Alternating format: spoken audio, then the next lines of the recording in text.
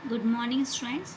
कल हमने सिविक्स का आपके चैप्टर 6 जो है स्टार्ट करा था। उसके पार्ट 1 में हमने पॉलिटिकल पार्टीज़ में कल पढ़ा था क्या होती है पॉलिटिकल पार्टीज़, क्या उनका रोल होता है इलेक्शंस के समय और किस तरीके से वो अपनी गवर्नमेंट चलाने में जो है आपकी मदद करते हैं। तो वो सब चीज़ें हमने कल पढ़ी थी।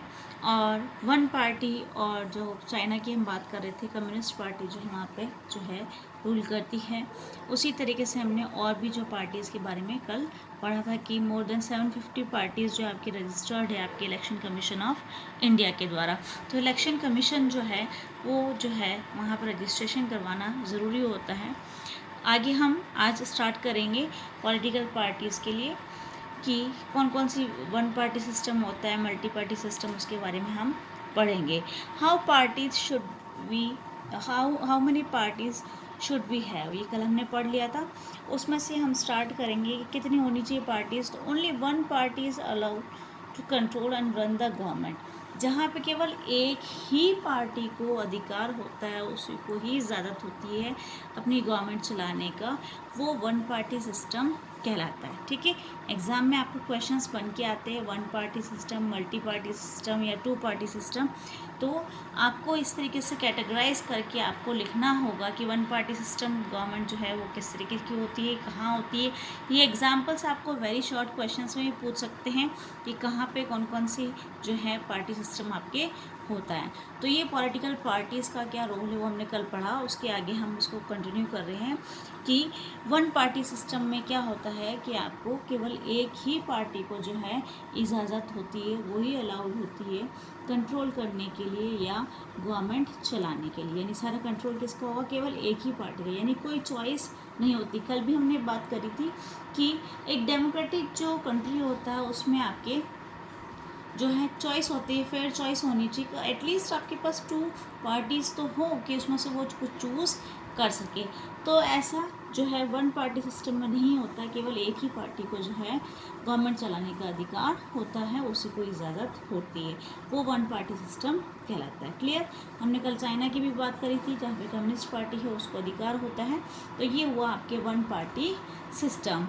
नेक्स्ट है आपके only two parties have a serious chance of winning majority of seats to form government.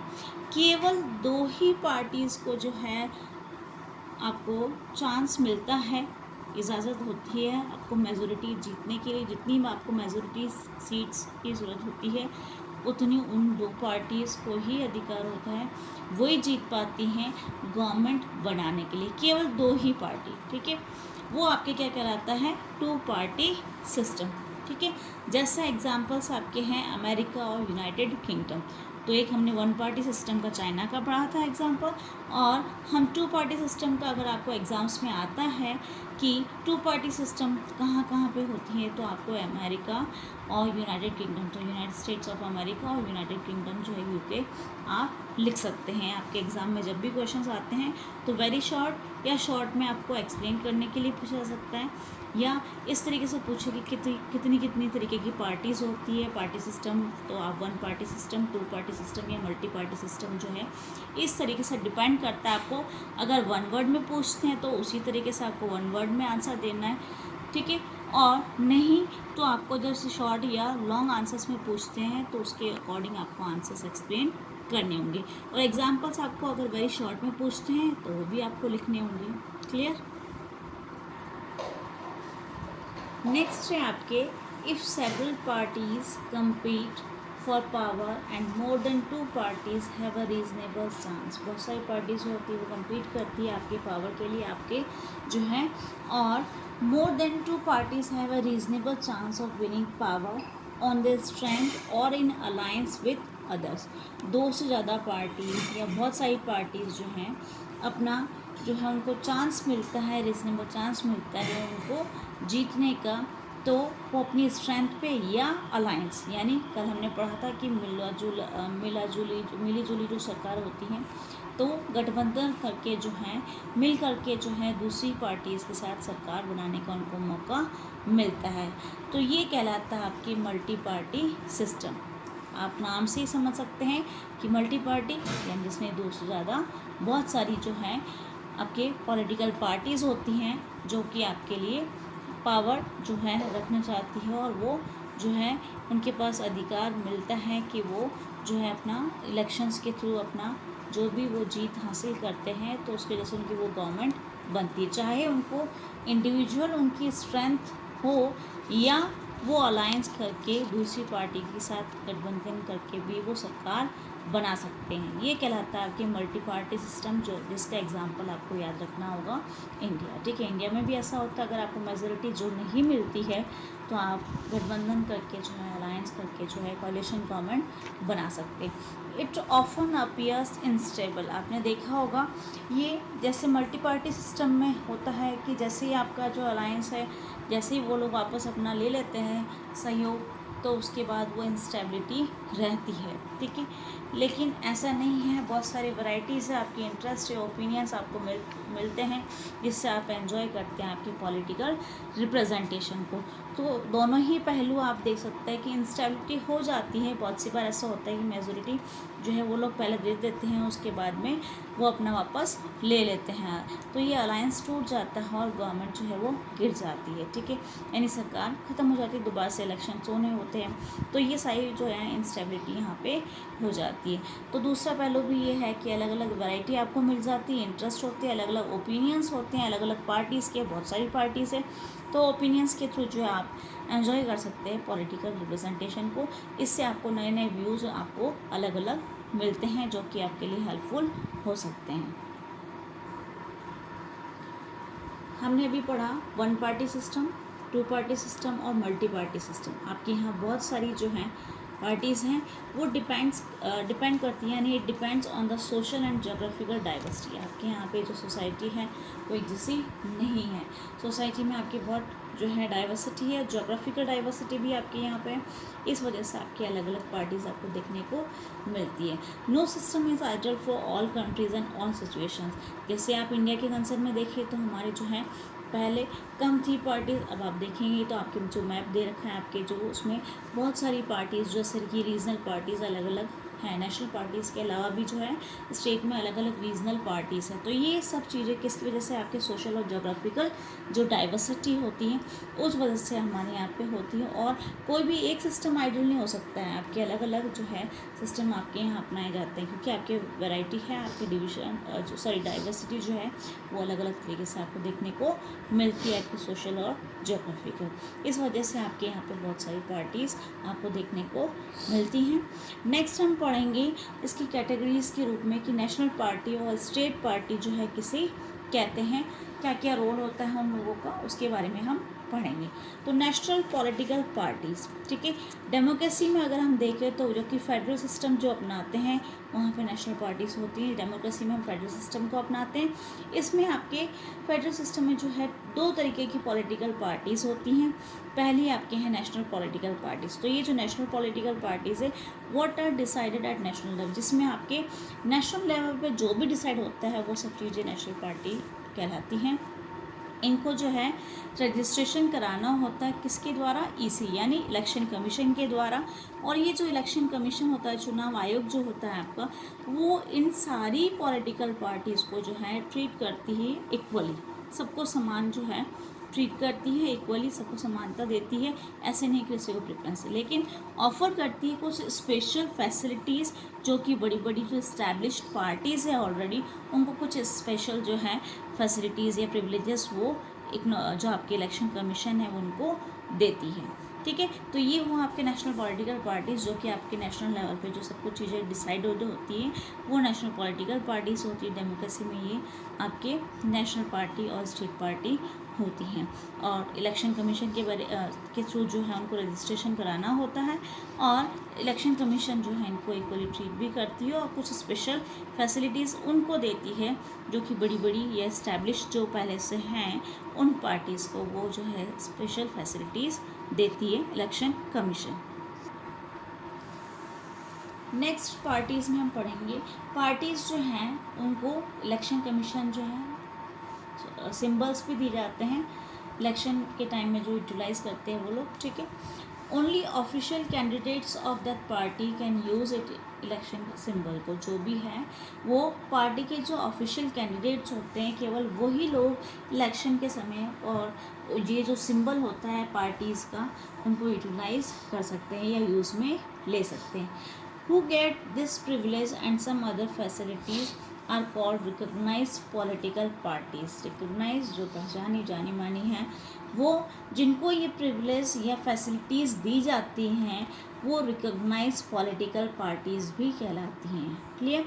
तो टू बी इट यानी एक रिकग्नाइज पार्टी बनने के लिए क्या क्राइटेरिया होना चाहिए, यानी नेशनल पार्टी या रिकग्नाइज पार्टी के रूप में अगर आपको रहना है तो उसके लिए क्राइटेरिया इलेक्शन कमीशन ने निर्धारित कर रखा है कि कितनी सीट्स होनी चाहिए। उसके अकॉर्डिंग आपने अगर इतनी सीट्स ले ली हैं तो वो हम क्राइटेरिया पढ़ेंगे आगे कि कैसे आप जो है रिकग्नाइज पॉलिटिकल पार्टी में आ सकते हैं या बन सकते हैं। ठीक है, तो ये प्रोपोर्शन है आपके ऑफ वोट्स एंड सीट्स, जो भी आपको वोट्स मिलते हैं या सीट्स मिलती है उसके प्रोपोर्शन, उसके अनुपात के आधार पे आप जो हैं उसमें आ सकते हैं कि आप रिकग्नाइज पार्टी हैं या नहीं।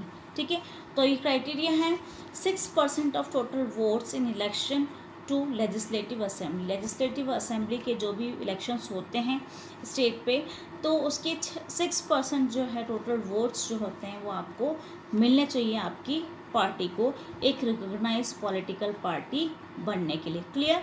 तो ये प्रोपोर्शन है आपके 6% जो है आपको वोट्स जो है इलेक्शंस जब होते हैं स्टेट लेजिस्लेटिव असेंबली के, तब आपको 6% टोटल वोट्स जो है आपको मिलने चाहिए आपकी पार्टी को। ठीक है, तो ये स्टेट पार्टी के लिए हुआ।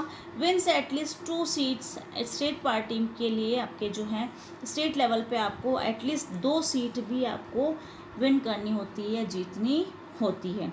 तो एक तो 6% आप टोटल वोट्स जो होते हैं लेजिस्लेटिव असेंबली के लिए वो स्टेट में, और 2 सीट आपको जो है वो भी जीतनी पड़ती है अगर आपको एक रिकॉग्नाइज पार्टी बनना है। तो ये क्राइटेरिया आपके इलेक्शन कमीशन ने जो है निर्धारित कर रखा है। अगर आपका ये क्राइटेरिया फुलफिल आप नहीं करते हैं तो आपका जो है रिकॉग्नाइज पॉलिटिकल पार्टी नहीं माना जाएगा। तो ये क्राइटेरिया था आपके एक स्टेट पार्टी बनने के लिए। A party secures at least 6% of total votes in Lok Sabha elections और असेंबली इलेक्शंस। आपके अगर नेशनल पार्टी, स्टेट पार्टी में हमने पढ़ा था कि अगर लेजिस्लेटिव असेंबली के जो इलेक्शंस होते हैं उसमें 6% टोटल वोट्स होने चाहिए और 2 सीट्स होनी चाहिए। लेकिन नेशनल जो पार्टी बनने के लिए आपको क्राइटेरिया चाहिए उसमें आपके एटलीस्ट 6% दोनों का है। लेकिन यहाँ पे 6% जो टोटल वोट्स है वो कहाँ के लिए, लोकसभा इलेक्शंस या असेंबली इलेक्शंस जब होते हैं तो वहाँ पे 4 सीट्स, 6 टोटल वोट्स चाहिए परसेंटेज और 4 सीट्स चाहिए आपको। ठीक है, wins at least 4 seats in Lok Sabha, और 4 सीट जो है आपको हैं लोकसभा में, आपको 4 सीटें आपको मिलनी चाहिए आपकी पार्टी को, तब जाके आप जो है ये क्राइटेरिया फुलफिल कर पाते हैं और आपकी पार्टी नेशनल पार्टी के रूप में जो है उभर करके आ सकती है, नेशनल पार्टी कहलाती है। क्लियर? लोकसभा जो नेशनल पार्टी की बनने के लिए जो आपके हमने क्राइटेरिया पढ़ा उसमें से अगर हम 2006 का क्राइटेरिया के अकॉर्डिंग देखें, 2006 में जब हम देखेंगे तो आपकी बुक्स में दे रखा है कि ओनली नेशनल पार्टीज जो थी केवल 6 ही थी उस समय। ठीक है, आज हमारे पास और भी हैं जो बहुत सारी आपके, इनके अलावा और भी पार्टीज़ आपके रीजनल पार्टीज़ के रूप में हैं।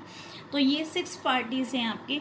INC जो कि इंडियन नेशनल कांग्रेस, सेकंड आपके BJP Bharatiya Janata party, BSP आपके बहुजन समाज पार्टी। ठीक है, CPI communist party of India Marxist जो है।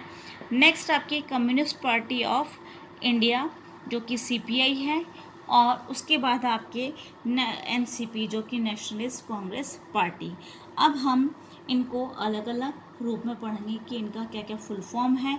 एग्ज़ाम्स में आपके क्वेश्चंस बन करके आता है कि इनकी क्या फुल फॉर्म है, कब इनका जो है इनको बनाया गया था, कौन सी पार्टी कब जो है बनी थी। ठीक है, और फॉर्म जो है कब हुई और उसकी लीडरशिप किसने करी थी, कौन लीडर था मेन जिन्होंने ये स्टार्टिंग करवाई, तो इसके बारे में आपको सब पता होना चाहिए। हो सकता है आपके एग्ज़ाम्स में इन पार्टी से किसी भी पार्टी का जो है फुल फॉर्म पूछ लिया जाए, या फॉर्मेशन का ईयर पूछ लिया जाए, या इसका लीडर कौन थे उस समय, उसके बारे में आपको ये क्वेश्चंस पूछते हैं। तो ये सब चीज़ें हम कल जो हैं इसको कंटिन्यू करेंगे। और आज हमने पढ़ा था कि किस तरीके से जो है आपके जो पॉलिटिकल पार्टीज़ है कितनी होनी चाहिए, तो उसमें से हमने पढ़ा कि वन पार्टी सिस्टम, ठीक है, और उसके एग्जांपल्स भी आपको लर्न करने हैं उसके साथ में। जैसे चाइना का हमने पढ़ा था, मल्टी पार्टी सिस्टम में अमेरिका का और यूके का हमने पढ़ा था, और टू पार्टी सिस्टम में हमने अमेरिका और यूके का पढ़ा था, और मल्टी पार्टी सिस्टम में हमने इंडिया के बारे में पढ़ा था। तो ये जो एग्जांपल्स है वो आपको लर्न करने होंगे। वेरी शॉर्ट में आपको इस तरीके से क्वेश्चंस पूछे जा सकते हैं एग्जांपल्स को लेकर के, या वन लाइन में आपको वन पार्टी सिस्टम या टू पार्टी सिस्टम या मल्टी पार्टी सिस्टम को डिफाइन के रूप में पूछ ले, और एग्जांपल्स के रूप में भी पूछे कि कहाँ पे कौन सी जो है पार्टी सिस्टम चलता है, तो वो भी आपको पूछ सकते हैं। Why do we need political parties, वो भी हमने कल क्लियर करा था। इस तरीके से ये सारे क्वेश्चंस आपके बनते हैं, और ये आपको जो है इसमें पूछ जाता है। यह क्राइटेरिया जो आपके आज हमने पढ़ा था कि कैसे आपके नेशनल और जो पॉलिटिकल पार्टीज़ जो होती हैं, नेशनल पॉलिटिकल पार्टीज़ या स्टेट पार्टी, उसके लिए इलेक्शन कमीशन ने क्या क्राइटेरिया निर्धारित कर रखे हैं, तो ये सब चीज़ें जो हैं आपको मेंशन करनी होती है। कल हम जो है दोबारा से नेक्स्ट जो हम इसको कंटिन्यू करेंगे तो उसमें इन सब पार्टीज़ के बारे में पढ़ेंगे, ठीक है। आज तक के आप नोट्स कंप्लीट कर लीजिए और इसको लर्न करना भी शुरू कर दीजिए।